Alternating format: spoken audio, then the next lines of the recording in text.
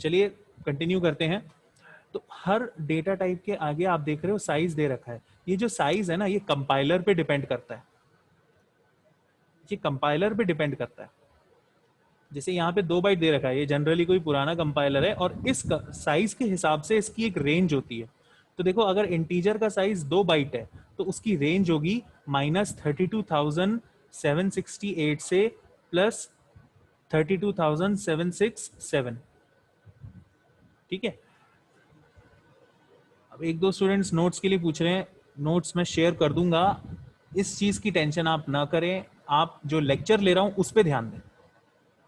ठीक है, नहीं तो ये स्किप हो जाएगा तो आप बेसिक सीख रहे हैं, ये स्किप हो जाएगा तो चारों साल स्ट्रगल करोगे, क्योंकि C programming, let me tell you, specially for CS students, C programming हर सेमेस्टर में है, चाहे वो लैब की फॉर्म में है या सब्जेक्ट की फॉर्म में है।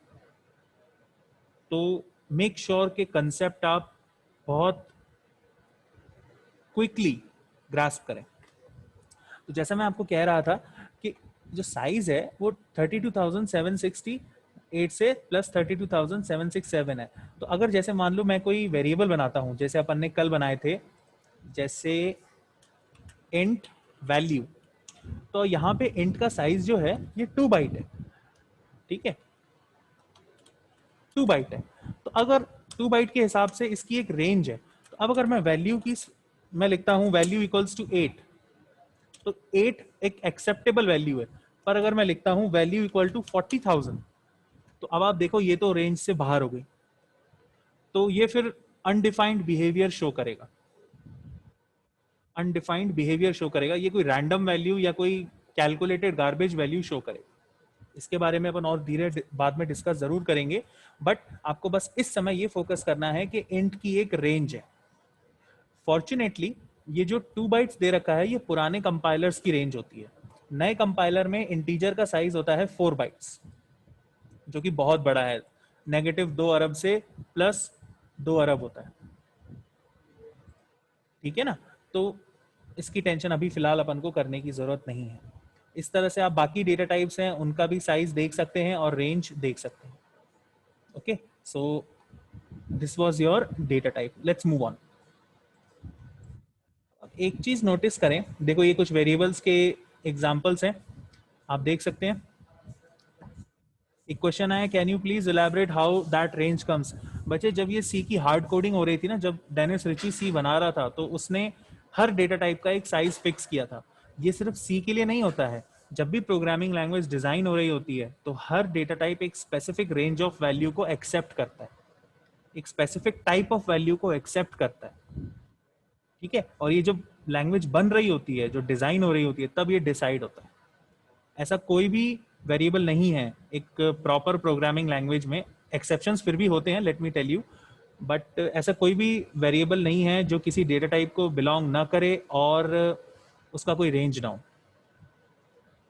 साइज सबका फिक्स है, कोई ऐसा नहीं है कि आपके पास बहुत सारा स्पेस है तो आप वेरिएबल को अनगिनत स्पेस दे दोगे। That's not the case. Her variable का एक फिक्स साइज होता है, एक फिक्स अमाउंट ऑफ मेमोरी उसे मिलती है। ओके, Vivo 813, यार अब तो नाम लिख लो यार। तो चलिए लेट्स मूव ऑन। आज अपन एक नई टर्म सीखेंगे, कीवर्ड्स। बहुत सारे नए शब्द सीखने वाले हैं आप, तो जितना अच्छी तरह से आप उन्हें समझेंगे उतना बेनिफिट होगा। याद रखें, you are learning a new language. Language तभी आएगी जब आप प्रैक्टिस करेंगे। ठीक है, अभी आप उसके शब्द सीख रहे हैं। कीवर्ड्स, जिनको रिजर्व्ड वर्ड्स भी बोलते हैं, ये वो वर्ड्स होते हैं जिनको कंपाइलर जानता है। जैसे अभी अपन वेरिएबल के नाम खुद बनाते हैं ना, कल अपन ने कितने सारे वेरिएबल के नाम बनाए थे, उसी तरह से अभी आपने एक एग्जांपल देखिए वेरिएबल नेम्स के, ये हमने खुद ने बनाए हैं। Count, index, principal, area, radius, C, ये सब वेरिएबल्स के नाम हैं। कंपाइलर इन्हें नहीं जानता, तभी तो मैंने इसका डेटा टाइप के थ्रू इंट्रोडक्शन करवाया है। पर कुछ शब्द कंपाइलर जानता है, जिनको बोलते हैं कीवर्ड्स या रिजर्व्ड वर्ड्स। और ये सिर्फ 32 होते हैं, सिर्फ 32 शब्द कंपाइलर को पता है, और वो ये रहे। अब मैं ये नहीं बताऊंगा कि, ये नहीं कहूंगा कि ये सारे 32 शब्द आपको याद करने हैं, इसकी जरूरत नहीं है। ये आपको तभी याद होंगे जब आप इन्हें यूज करोगे। क्वेश्चन आया what is a compiler. Compiler एक ट्रांसलेटर होता है। वैसे मैं आपको बता दूं कि अपन एक रिवीजन सेशन भी करेंगे, क्योंकि अभी भी स्टूडेंट्स ऐड होते जा रहे हैं, तो अभी मैं रिवीजन नहीं कर पा रहा हूँ। जैसे ही मेरे को एक फाइनल काउंट मिल जाएगा, अपन एक रिवीजन सेशन जरूर करेंगे जिसमें अपन फुल रिव्यू करेंगे जो भी मैंने पढ़ाया है। फिलहाल for now, compiler is a translator, जो कि हमारी इंग्लिश लैंग्वेज को, ये जो कोडिंग अपन लिखते हैं ना, ये इंग्लिश में लिखते हैं, इस इंग्लिश लैंग्वेज को उस भाषा में कन्वर्ट करता है जिसे कंप्यूटर समझ सकता है। कंप्यूटर बाइनरी भाषा समझता है 1010 ऐसे, पर हम लिख रहे हैं इंग्लिश, तो कंपाइलर ट्रांसलेशन का काम कर रहा है। और भी इसके काम होते हैं, but this is only the definition that you need to know. तो आप देख सकते हो, वंस अगेन अपन कीवर्ड्स पे आते हैं, जैसे कि ऑटो हो गया, ब्रेक हो गया, केस हो गया। आप गौर करें, इंट जो डेटा टाइप है वो भी एक कीवर्ड है। लॉन्ग, फ्लोट, वॉइड, ये सब क्या हैं? कीवर्ड्स। ठीक है, सिर्फ क्लास पे ध्यान दें आप लोग, जो मैं बता रहा हूं उस पे फोकस करें, आगे पीछे सब भूल जाओ, अपन सब शुरुआत से ही पढ़ रहे हैं। Okay, so this is what a keyword is. ठीक है, तो मुझे लगता है कि अब अपन काफी हद तक थोड़ी बहुत इंफॉर्मेशन जान चुके हैं। मैंने आपको 3 चीजें सिखाई हैं: वेरिएबल, डेटा टाइप, कीवर्ड। तो अब अपन थोड़ा सा प्रोग्रामिंग पे मूव ऑन करते हैं। हालांकि सीधा प्रोग्रामिंग पे नहीं चलेंगे, मैं आपको थोड़ा बहुत स्ट्रक्चर बताऊंगा सी के प्रोग्राम का। उससे पहले अपन बात करते हैं सॉफ्टवेयर की। कौन से सॉफ्टवेयर यूज करेंगे आप? देखिए, अब सिंस अपन प्रोग्रामिंग कर रहे हैं, तो मैं आपको एक्टिवली सजेस्ट करूंगा कि आप प्रैक्टिस करें। प्रैक्टिस नहीं करोगे तो सी भी बाकी सब्जेक्ट की तरह, पीपीएस भी बाकी सब्जेक्ट की तरह रह जाएगी, जिसे आप सिर्फ रट रहे हो, और लैंग्वेज आप रट नहीं सकते। फिर याद दिलाता हूँ, इंग्लिश तुम 12 साल से रट रहे हो, फिर भी कई स्टूडेंट्स की इंग्लिश वीक है। क्यों? क्योंकि हम प्रैक्टिस में नहीं है। रटना और प्रैक्टिस करने में बहुत फर्क होता है। सो मेक श्योर आप प्रैक्टिस करें। प्रैक्टिस कहाँ करेंगे? अगर आप पीसी पे हैं,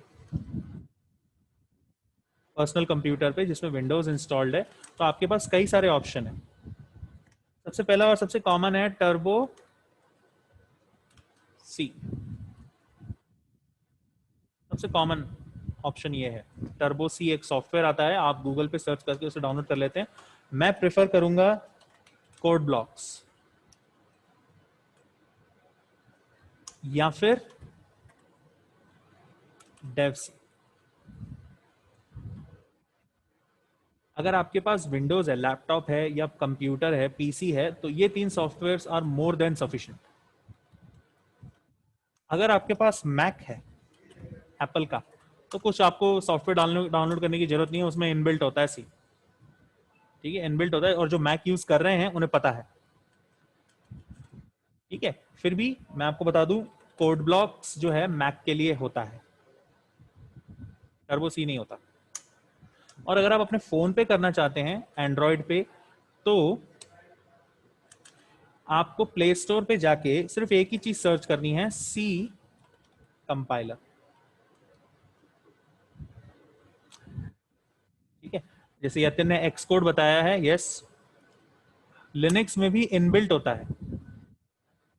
और अगर आप लिनक्स में हैं, तो मुझे नहीं लगता आपको ये पूछने की जरूरत है। लिनक्स तो, यार सी प्रोग्रामिंग होती ही लिनक्स के अंदर ही है। एक्चुअली में अगर आपको सी प्रोग्रामिंग सीखनी है, तो आप लिनक्स ही यूज करते हो, बट सबके पास जो अवेलेबल है, एंड्रॉयड में आपको प्ले स्टोर पे सी कंपाइलर सर्च करना है, और जो फ्री कंपाइलर आपको दिखे, जिसके रिव्यूज अच्छे हों, जिसकी रेटिंग्स अच्छी हो, वो आप डाउनलोड करें। मैं कोई स्पेसिफिक रेकमेंड नहीं कर सकता। ठीक है, तो these are some of the softwares that are more than sufficient. Okay, question आया C development kit like JDK for Java, ऐसा कुछ भी नहीं है। ये जो मैंने बताए हैं ये आईडीईज हैं, इनमें इनबिल्ट है सी का कंपाइलर। सी का कोई डेवलपमेंट किट नहीं होता है, ठीक है। इसकी प्रोसेसिंग फाइल्स होती हैं जो कि आप डाउनलोड कर सकते हैं, या तो आप इनके साथ डाउनलोड करें जिनके नाम मैंने लिखे हैं, और अगर आप लिनक्स पे या मैक पे हैं तो आप इंडिविजुअली इनके कंपाइलर्स या इनके जीएनयू डाउनलोड कर सकते हैं, ठीक है। अब ये जो मैंने बोला, जो मैंने लास्ट लाइन बोली, ये सिर्फ उसके लिए है जिन्होंने मुझसे पूछा था कि ये सी डेवलपमेंट किट के लिए। बाकी सारे स्टूडेंट्स इस चीज को इग्नोर करें क्योंकि कंफ्यूजिंग है। एक और स्टूडेंट ने पूछा वीएस कोड यूज कर सकते हैं क्या? बिल्कुल, अगर आप उसे कॉन्फ़िगर कर सकते हो तो आप वीएस कोड यूज करो, it is a very good option. मैं वही बोल रहा हूँ ना, आशीष ने पूछा है जीसीसी एक्सटेंशन, बिल्कुल। It totally depends on you. मैंने जो ऑप्शन दिए हैं वो सबसे कॉमन है, मैं ये थोड़ी कह रहा हूँ उनको फॉलो करो। लक्ष्य ने पूछा व्हाट अबाउट प्रोसेसर, तो मैं पूछता हूँ आपसे व्हाट अबाउट इट। मैं समझा नहीं, प्रोसेसर क्या? ये सब पे चल जाता है। आपके पास अगर आदि मानव पुराना पीसी है 2010 का, 2005 का, सन 2000 का, सब पे चल जाते हैं ये सॉफ्टवेयर। तभी तो मैंने इनको बताया है। मैं कोई हाईफाई या एडवांस्ड सॉफ्टवेयर के नाम नहीं ले रहा हूँ। ये जितने भी सॉफ्टवेयर मैंने स्क्रीन पे लिखे हैं सब के सब किसी भी कंप्यूटर में चल जाएंगे, कितनी भी रैम हो, मैटर नहीं करता। अगर आपके पास 512 मेगाबाइट की रैम है, हेक 256 मेगाबाइट की रैम भी है ना, उसमें भी चल जाएगा। प्रोसेसर आपके पास पुराना पेंटियम है तो भी चल जाएगा, ठीक है। तो जनरली जब आप कॉलेज में आएंगे तो अपन टर्बो सी पे काम करेंगे। हालांकि मैं रेकमेंड करूंगा आप सबको, खासतौर पे जो सीएस के स्टूडेंट्स हैं, टर्बो सी यूज ना करें। कुछ ऐसा दिखता है टर्बो सी, ऐसा। टर्बो सी बहुत पुराना सॉफ्टवेयर है, 1992 का। तो जो लेटेस्ट ऑपरेटिंग सिस्टम्स हैं उनमें थोड़ा आनाकानी करता है, हैंग होता है, स्लो चलता है, क्रैश भी होता है, but it is one of the most preferred environment. तो इस एनवायरनमेंट के बारे में अपन कॉलेज में तो सीख ही लेंगे, बट अगर आप घर पे हैं इस समय तो मैंने आपको ऑप्शंस दे दिए। हाँ, ये काफ़ी इजी होता है, आप क्योंकि क्लिक किया और कंपाइल हो गया। पर जैसे जैसे अपने प्रोग्राम बड़े हो जाते हैं ना, जैसे स्टूडेंट ने मुझसे पूछा सी प्लस प्लस में मैंने यूज़ किया था और ये इजी था, तो यस ऑफ कोर्स इजी है, तभी तो मैंने कहा कॉलेज में अपन इसको यूज़ करेंगे। बट जैसे जैसे आपके प्रोग्राम हैवी होते जाते हैं, बड़े होते जाते हैं, जब आप एक प्रोफेशनल लेवल प्रोग्राम बनाते हैं ना, तब आपको पता चलेगा इसकी हालत ख़राब हो जाती है। खैर, ये तो एक लंबा डिस्कशन है, इसको अपन ज़्यादा और डिस्कस नहीं करेंगे। मैंने आपको आइडिया दे दिया है, you can use any option. तो चलिए स्टार्ट करते हैं। मेरे पास, अगर आपको एक सी का प्रोग्राम बनाना है, एक मिनट, मैं जनरली ऑनलाइन प्लेटफॉर्म यूज़ करूँगा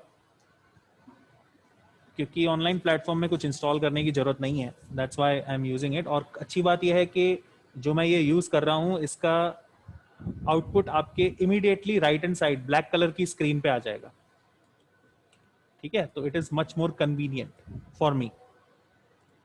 तो चलिए, for this we don't need this right now. चलिए सी का प्रोग्राम बनाना सीखना है आपको। तो जिस तरह से, ध्यान से सुनना मेरे सेंटेंसेस को, जिस तरह से अपन इंग्लिश में सेंटेंस बनाते हैं, हिंदी में वाक्य बनाते हैं और वाक्य से अपन है ना निबंध लिखते हैं वगैरह, तो हर एक लाइन को या सेंटेंस को लिखने का एक रूल होता है, सिंटैक्स होता है, ठीक है। उसी तरह से प्रोग्राम को, सी के प्रोग्राम को बनाने का भी एक स्ट्रक्चर होता है। ये स्ट्रक्चर बताता है कि कौन सी चीज कहाँ आएगी। जैसे अपने इंग्लिश में ग्रामर में था ना कि सब्जेक्ट पहले आता है, ऑब्जेक्ट बाद में आता है, बिल्कुल वैसे ही।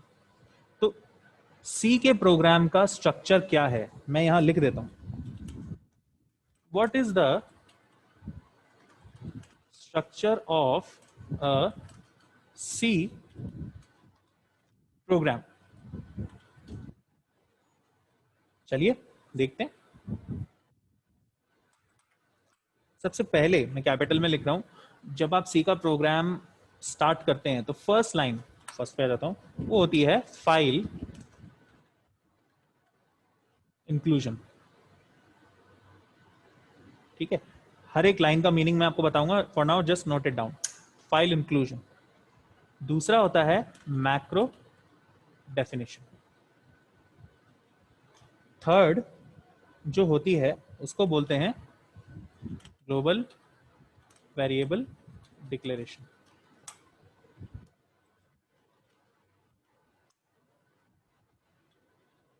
फोर्थ लाइन होती है, अगर आपकी कोई यूजर फंक्शन है, क्या होता है मैं बताऊंगा आपको, डिक्लेरेशन उसकी लिखते हैं। This is your fourth line. उसके बाद सबसे इंपॉर्टेंट चीज स्टार्ट होती है और वो होता है मेन फंक्शन आपका स्टार्ट होता है। हर मेन फंक्शन की एक बॉडी होती है, ये ब्रैकेट्स आप देख रहे हैं इनको कर्ली ब्रैकेट्स बोलते हैं। मैं ये मान के चल रहा हूं कि किसी को कुछ नहीं आता, तो बिल्कुल आप भी उसी हिसाब से सीखो, क्या बुराई है।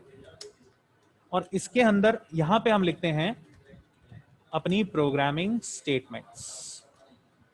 और हर प्रोग्रामिंग स्टेटमेंट किससे खत्म होती है? सेमीकोलन से।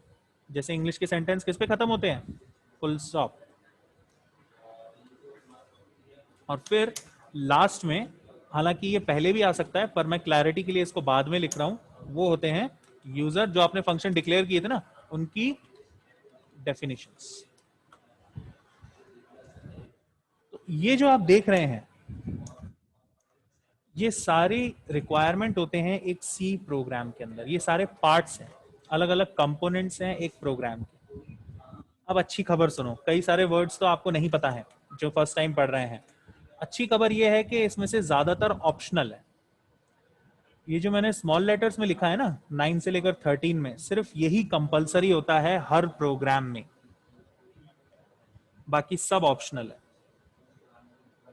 कुछ कम ऑप्शनल है, कुछ ज्यादा ऑप्शनल है, पर सब ऑप्शनल है। कंपलसरी क्या है?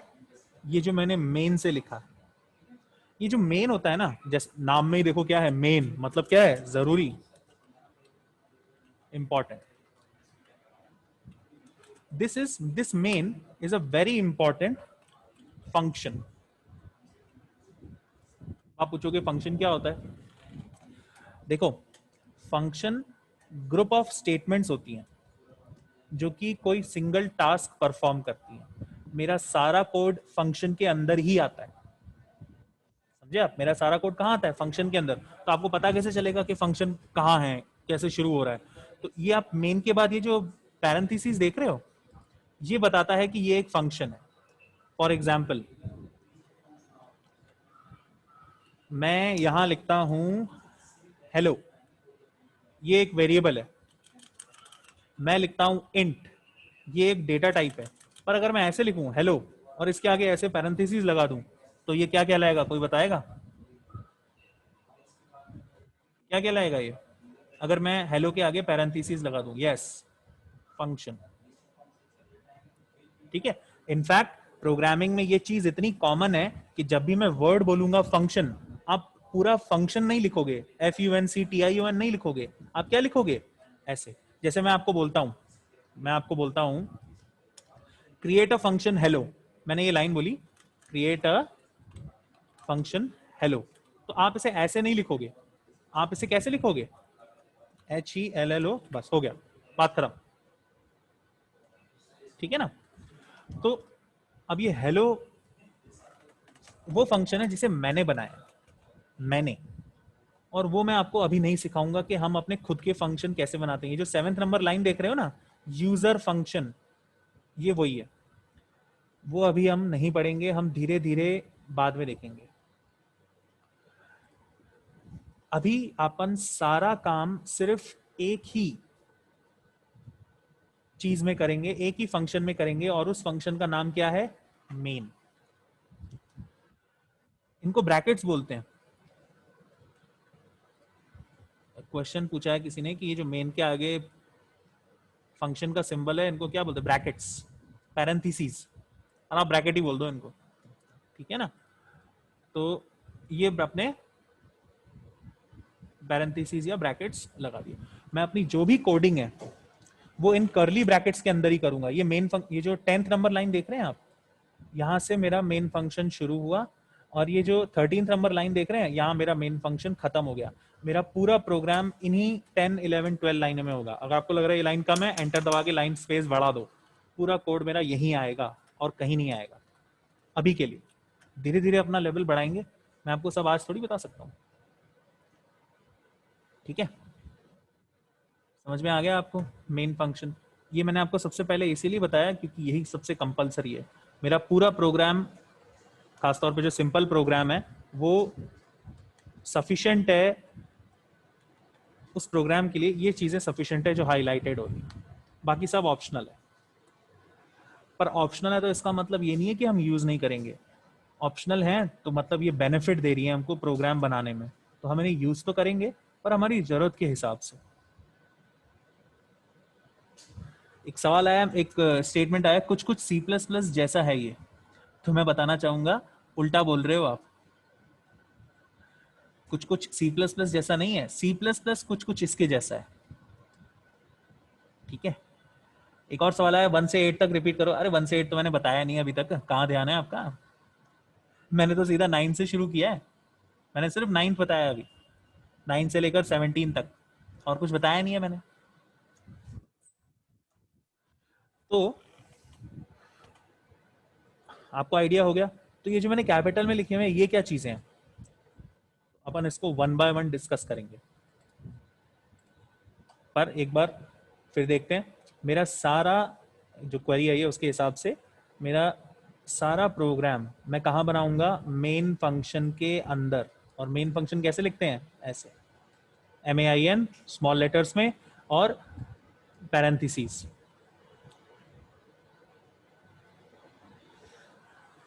अब एक क्वेरी देखो, सबसे अमेजिंग क्वेरी आई है, सर समझ नहीं आ रहा। क्या समझ नहीं आ रहा बताओ जरा, क्या समझ नहीं आ रहा? अभी तो मैंने वैसे भी कुछ बताया ही नहीं है, मैंने तो अभी सिर्फ आपको सिंटैक्स बताया है। बिल्कुल, राहुल कुमार ने मेरे पूरा जो मैंने समझाया उसको पूरा बिल्कुल एक सिंगल सेंटेंस में एक्सप्लेन कर दिया है। वेरी गुड, बिल्कुल सही है। तो मुझे बताओ आपको क्या समझ नहीं आ रहा है, अपन उस पर फोकस करते हैं। चैट में बताओ।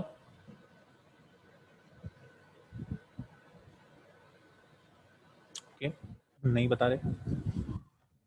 तो जैसा मैं कह रहा था, काइंडली फोकस, एक बार फिर देख लो क्षितिज, एक बार फिर देख लो। 9th में मेरे को अपनी प्रोग्रामिंग करनी है, तो प्रोग्रामिंग कहाँ करूंगा मैं, मेन के अंदर। बस यही बोला है मैंने अभी तक। प्रोग्रामिंग अगर मुझे करनी है तो मुझे कहाँ करूंगा मैं, मेन के अंदर। ये बाकी सारी चीजें ऑप्शनल हैं, इनको मैं हटा देता हूं अगर आप इनसे इंटिमिडेट हो रहे हो तो। ठीक है, ये बस सफिशिएंट है।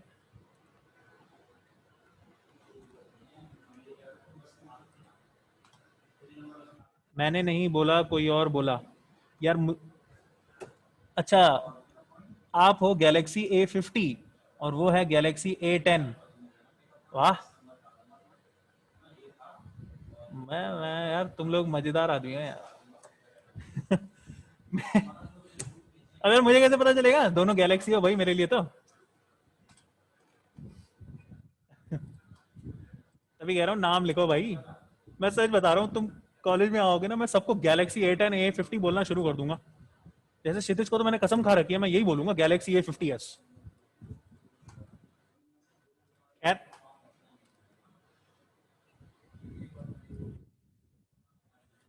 अरे अरे वो मजा, वो सॉरी मांग रहा है अपना क्षितिज। अरे क्षितिज यार, मजाक कर रहा हूँ मैं सिर्फ खिंचाई कर रहा हूँ तुम्हारी। अपन ऐसे ही लेते हैं क्लास, पूरे टाइम पढ़ते रहेंगे तो तुम भी बोर हो जाओगे, मैं भी बोर हो जाऊंगा। तुम एक बार क्लास में तो आओ, देखो क्या खुश होते हो तुम। खैर, तो जैसा मैं आपको कह रहा था कि अपन मेन फंक्शन में ही सारी प्रोग्रामिंग करेंगे। ओके, तो चलो ये तो अपना मेन फंक्शन कवर हो गया। क्या आएगा, क्यों आएगा, इसमें क्या लिखना है, वो बात की बात है। मैं अभी आपको कुछ नहीं बताऊंगा, कंफ्यूजन बढ़ेगी। ठीक है, तो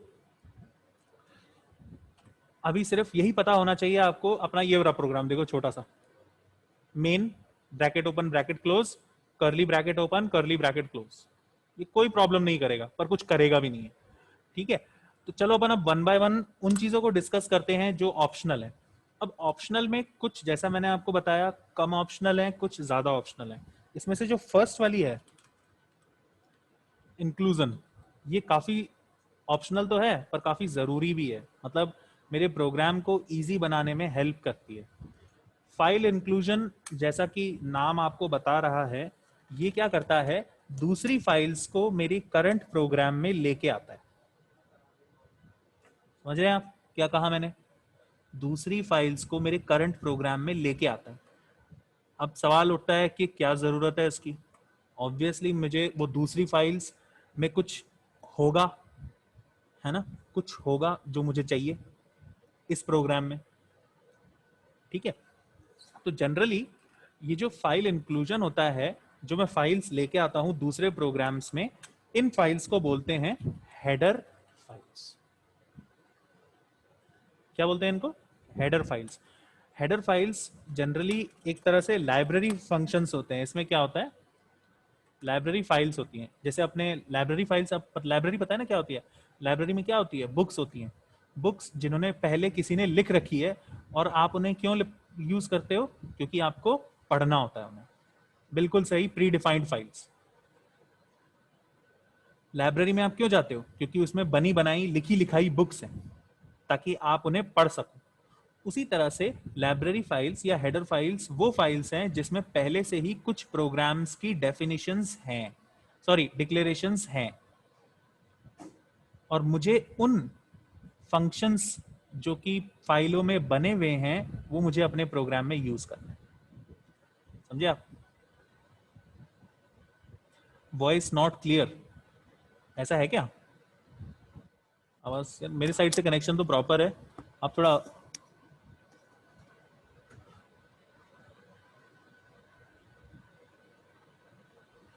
चलो अब आ रही है। अच्छा, वॉइस एचडी है क्या? अरे अपनी वॉइस तो अरिजीत सिंह है यार। अभी तो गाना गाने बैठूंगा तो देखो तुम कैसे नींद आती है तुम्हें। तो पढ़ा रहा हूँ तो ही नींद आ रही होगी तुम लोगों को तो। खैर, तो मैं कह रहा था हेडर फाइल्स क्या होती हैं? ये वो फाइल होती हैं, अरे इंडियन आइडल नहीं है ये सिंगर सॉन्ग, अब बस ये नहीं।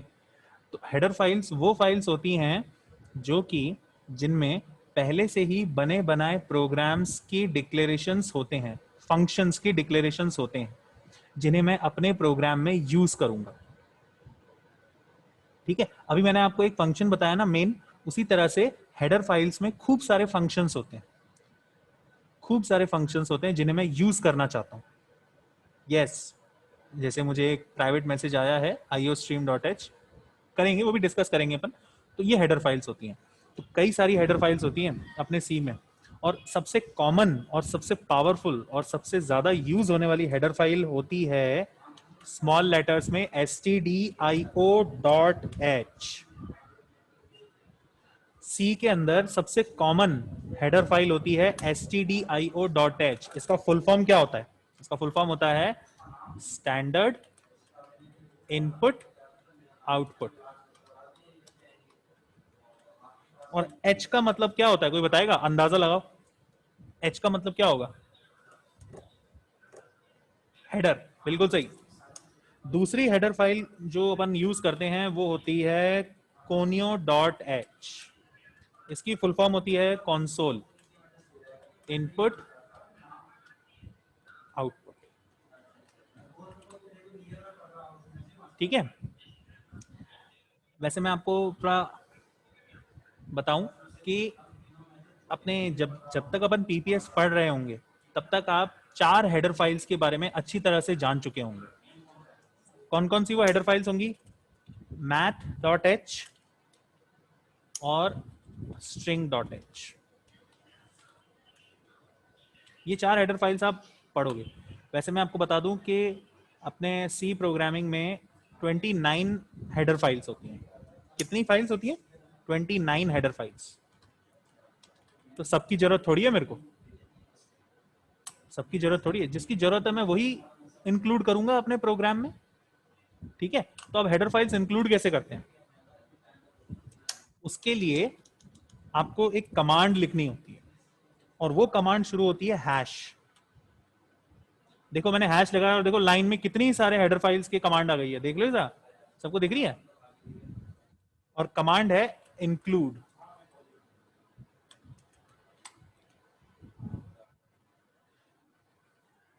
अब मुझे देखो चैट में एक पहली गलती दिख गई जो मैं बाद में एड्रेस करने वाला था। स्टूडेंट ने लिखा है studio.h। अरे भाई फोटो नहीं खिंचानी है, स्टूडियो नहीं है ये, stdio। ये सबसे कॉमन मिस्टेक है। कोई बात नहीं, करेक्ट हो गई, अब करेक्ट हो गई। अरे पता है मिस्टेक है, stdio.h, और इसको अपन एंगल ब्रैकेट्स में लिखते हैं इस तरह से, लेस देन और ग्रेटर देन के साइन में। ये इसके लिखने का तरीका है, सिंटैक्स है। अगर आपको दूसरी हेडर फाइल लिखनी है तो आप इसी के अंदर नहीं लिख सकते हो, आपको फिर से लिखना पड़ेगा अलग लाइन में। इंक्लूड, जैसे मान लो मुझे मैथ चाहिए तो math.h। अगर आपको तीसरी हेडर फाइल यूज करनी है तो इंक्लूड, जैसे एक होती है हेडर फाइल ग्राफिक्स .h, इस तरह से। ठीक है ना? तो इस तरह से आप अपने प्रोग्राम में हेडर फाइल यूज कर सकते हो। ऐसा कुछ भी नहीं है, ये स्पेस वगैरह की टेंशन आप मत लो। एक क्वेश्चन आया, सर हेडर फाइल्स क्यों यूज करते हैं? मैं यही तो बता रहा हूँ, यही बता रहा हूँ इस समय में, ध्यान से सुनो कि हेडर फाइल्स हम क्यों यूज कर रहे हैं, मैं यही बता रहा हूँ। तो इस तरह से आप हेडर फाइल्स को इंक्लूड करते हो। तो अब मेन ये है कि इनकी रिक्वायरमेंट क्या है, जरा बताता हूं मैं आपको। जैसा कि मैंने आपको बताया, इन हेडर फाइल्स में होते हैं ये पूरी की पूरी फाइल्स होती हैं, और इसमें होते हैं बने बनाए फंक्शंस, तभी तो इनको लाइब्रेरी फाइल्स बोलते हैं। इसमें होते हैं बने बनाए फंक्शंस।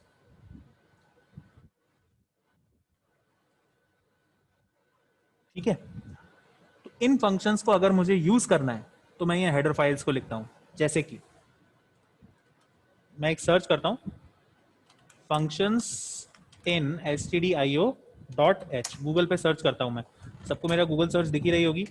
और ये खुल गया, ये देखो, ये stdio.h है, सी लाइब्रेरी की हेडर फाइल। और ये देखो, ये इसमें मैक्रोज है, मैक्रो डेफिनेशन मैंने आपको बताया था, वो तो बाद में बात करेंगे। ये देखो लाइब्रेरी फंक्शंस 1 2 3, जैसे क्लिक हो गया, 4 टोटल, इसमें 41 फंक्शन दे रखे हैं, है ना? 41 फंक्शंस दे रखे हैं जिसे मैं यूज कर सकता हूं अगर मैं stdio.h इंक्लूड करता हूं। अब जरूरी नहीं है कि 41 के 41 यूज करूं, जो सबसे जरूरी है मेरे प्रोग्राम के लिए मैं उन्हें ही यूज करूंगा। वो कौन कौन से हैं बाद में देखेंगे। ठीक है ना?